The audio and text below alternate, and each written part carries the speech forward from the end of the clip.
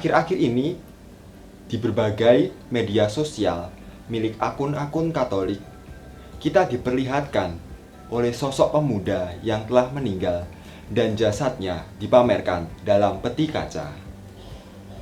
Dia adalah Carlo Acutis yang telah meninggal 14 tahun lalu.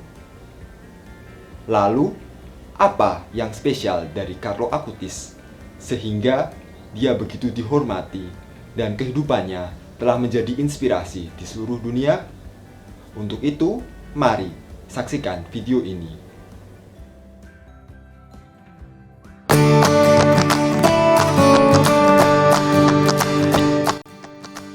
Carlo Acutis lahir di London, Inggris pada 3 Mei 1991.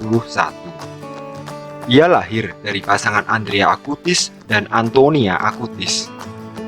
Meskipun lahir di London, ia tumbuh besar di Milan, Italia. Seperti anak muda pada umumnya, ia harus berjuang untuk mendapat nilai yang baik di sekolah, bergaul dan bermain sepak bola dengan teman-temannya, serta tertarik dengan video games dan komputer. Ia dikenal sebagai anak muda yang jenius di bidang komputer. Hal ini terbukti dengan website yang ia ciptakan, film yang ia edit, hingga mengarahkan berbagai macam jurnal di internet. Ia sangat ramah pada semua orang dengan berbagai latar belakang. Hal ini membuat dia memiliki banyak teman dari berbagai kalangan. Karena keramahannya, banyak teman Carlo yang merasa damai berada di dekatnya. Meskipun terlahir dalam keluarga yang berkecukupan, ia tetap tampil sederhana dan sering menggunakan uang yang ia miliki untuk membantu orang miskin yang ia temui di jalan.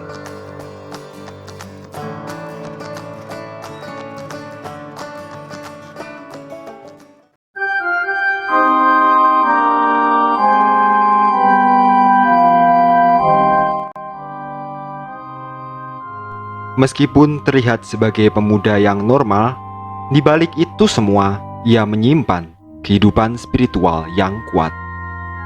Rasa-rasanya sulit untuk menemukan Carlo tidak menghadiri perayaan Ekaristi setiap hari. Carlo tumbuh dengan memiliki persahabatan yang luar biasa bersama Kristus.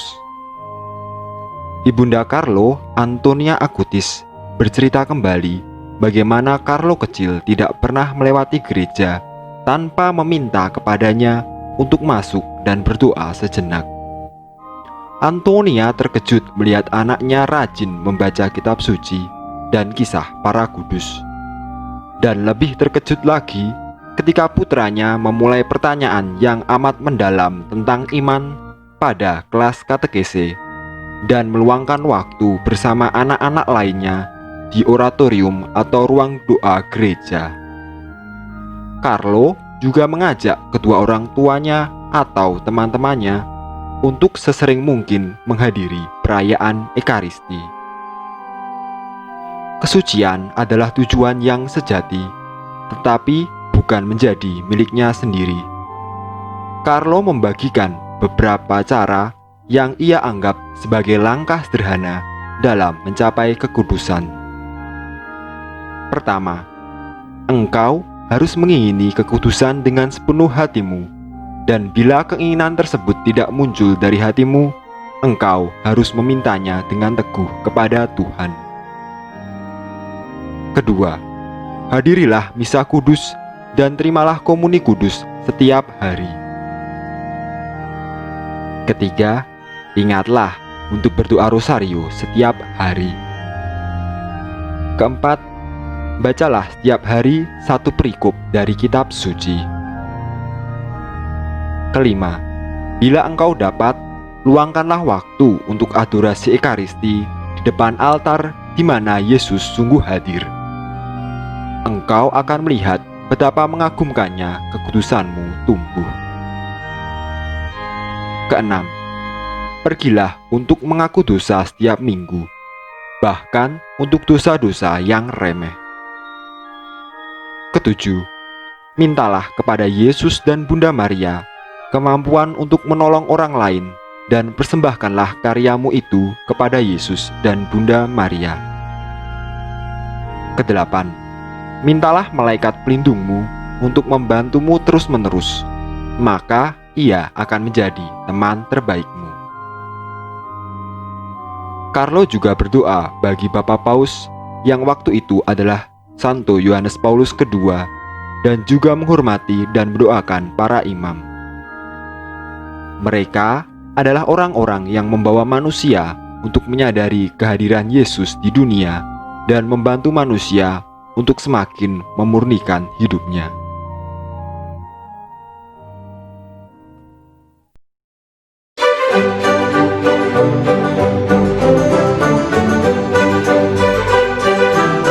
Pada tahun 2002, Carlo menemani orang tuanya untuk mendengarkan pengajaran seorang imam tentang kehadiran Kristus dalam Ekaristi.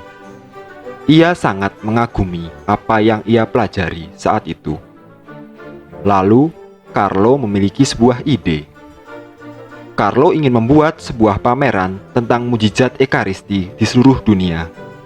Katanya, mereka semua harus melihat ini. Carlo ingin mengajak banyak orang untuk memahami bahwa Kristus benar-benar hadir dalam Ekaristi dengan menunjukkan banyak peristiwa sepanjang sejarah di mana roti dan anggur berubah menjadi tubuh dan darah Kristus. Ini adalah salah satu bentuk total cinta Carlo. Ia ingin orang-orang berjumpa Yesus dalam Ekaristi dan berekonsiliasi kepada Allah dengan memperbaharui diri di hadapan sakramen Maha Kudus. Carlo ingin menunjukkan pada semua orang bahwa Ekaristi benar-benar adalah Yesus, teman sejatinya. Lalu Carlo perlahan-lahan mulai mengumpulkan mujizat Ekaristi.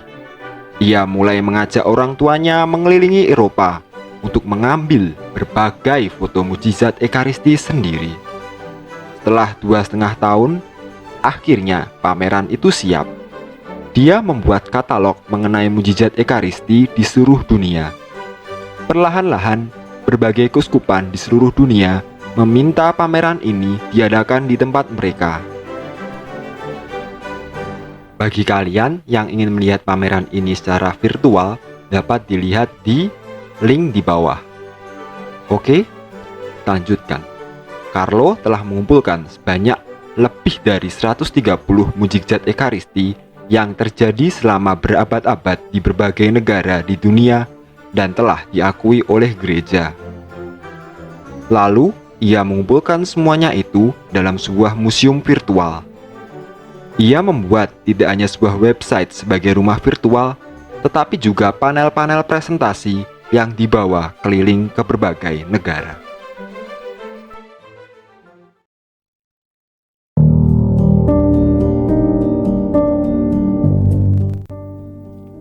Pada awal Oktober 2006, Carlo merasakan sakit. Beberapa hari kemudian, ia berada di kursi roda dan dibawa ke rumah sakit San Girardo di Monza, Italy, sebuah rumah sakit yang didirikan sendiri oleh Santo Girardus. Ketika melewati ambang pintu rumah sakit, Carlo berkata pada ibunya, "Aku tidak akan keluar lagi dari sini." Diagnosis penyakitnya cukup akut, yaitu promyelotik leukemia. Beberapa hari kemudian, ia berkata pada orang tuanya, "Aku mempersembahkan seluruh penderitaanku kepada Tuhan, untuk Bapa Suci dan untuk gereja, untuk melewati api penyucian dan pergi ke surga." Ketika seorang dokter bertanya padanya apakah ia menderita, Carlo menjawab, "Banyak orang yang lebih menderita daripada yang aku alami."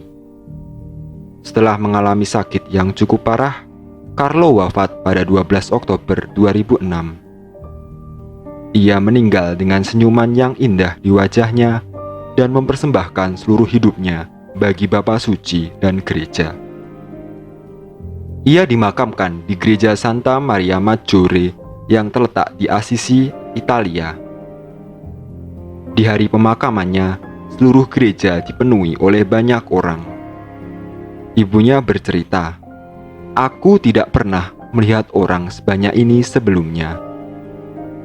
Banyak orang bercerita kepada Ibu Carlo tentang banyak hal yang telah dibuat Carlo semasa hidupnya yang belum pernah sama sekali ia dengar.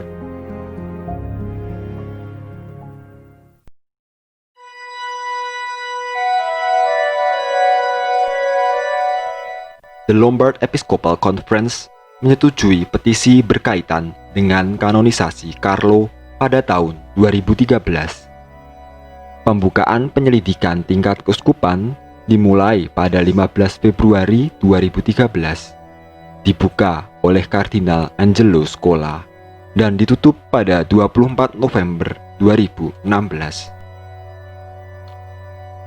Pengakuan secara formal diumumkan pada 13 Mei 2013 dan Carlo Acutis digelari sebagai hamba Allah. Paus Fransiskus mengkonfirmasi kehidupan dan keutamaan yang ia hidupi pada 5 Juli 2018 dan memberikan gelar sebagai Venerabilis. Pada 14 November 2019, Kongregasi untuk Para Kudus memberikan opini positif berkaitan dengan mukjizat yang dianggap melalui perantaraan Carlo. Mukjizat ini terjadi pada tahun 2013, di mana seorang pemuda Brasil yang sembuh dari penyakit pankreas yang langka.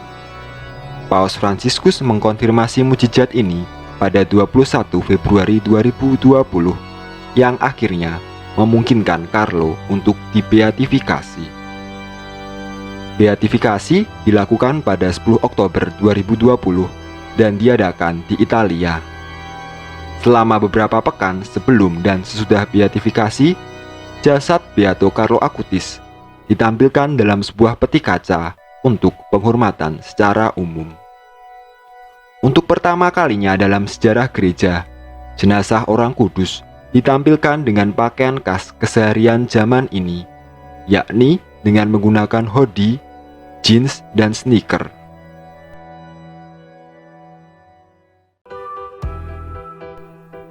Lalu, apa yang spesial dari Carlo?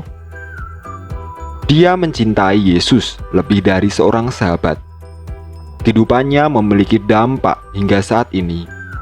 Memiliki kecerdasan yang luar biasa di bidang komputer, editing film, pembuatan website, dan membuat komik walaupun masih berumur 15 tahun. Meskipun dekat dengan teknologi yang memikat banyak orang muda, nilai-nilai Injili tumbuh dan berkembang dalam dirinya, lalu ia wartakan kepada orang lain. Carlo memberikan inspirasi, terlebih untuk kaum muda yang berjuang untuk menghidupi kesucian dan kehidupan yang normal secara bersamaan sebagai seorang pribadi yang unik. Carlo menulis bahwa kita semua terlahir original, namun banyak yang mati sebagai seorang fotokopi. Dia dapat membuktikan bahwa seluruh cerita hidupnya adalah sebuah kisah yang original.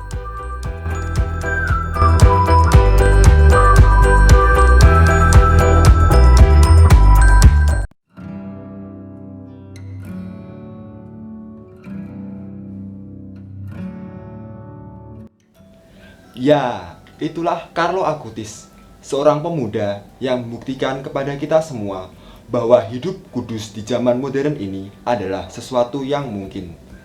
Terima kasih telah menyaksikan video ini dan sampai jumpa pada video berikutnya.